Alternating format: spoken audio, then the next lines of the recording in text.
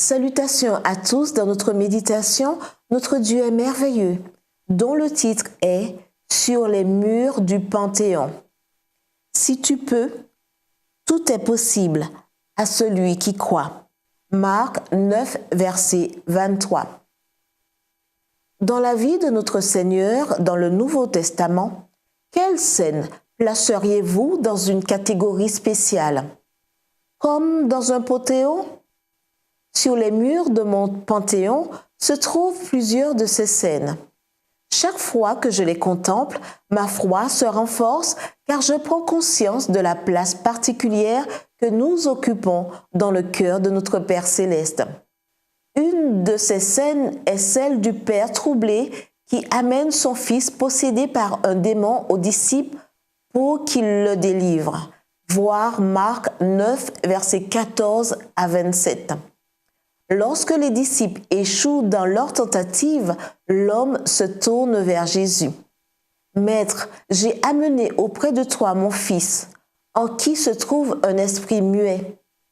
En quelque lieu qu'il le saisisse, il le jette par terre. L'enfant écume, grince des dents et devient tout raide. J'ai prié tes disciples de chasser l'esprit, et ils n'en ont pas été capables. » Versets 17 à 18. Lorsque le Seigneur demande au père du garçon « Depuis combien de temps il est ainsi ?» l'homme répond « Depuis son enfance, et souvent l'esprit l'a jeté dans le feu et dans l'eau pour le faire périr. Mais si tu peux quelque chose, viens à notre secours, aie compassion de nous. » Versets 21 à 22. Voici pourquoi cette histoire tient une place particulière dans mon cœur.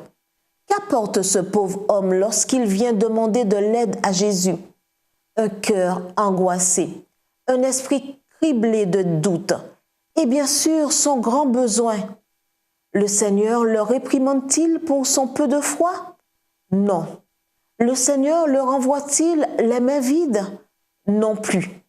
En revanche, il l'invite plutôt à se confier au Dieu de l'impossible.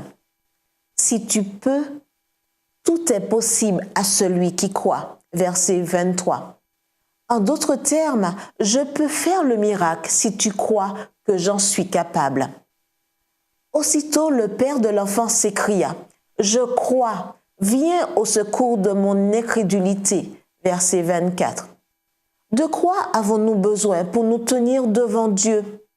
Ce n'est pas exactement de notre grande foi. Ce dont nous avons besoin, c'est de crier pour avoir son aide, appuyé sur sa grande miséricorde.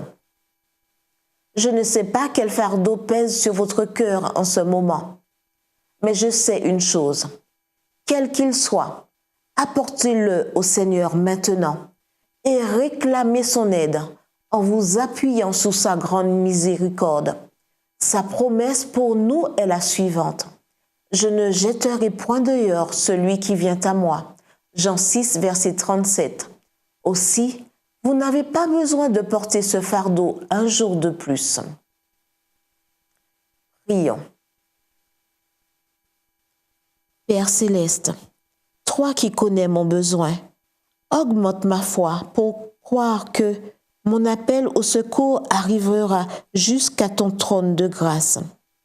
Aide-moi à croire de plus que ton aide viendra au moment où j'en ai le plus besoin et selon la volonté pour ma vie.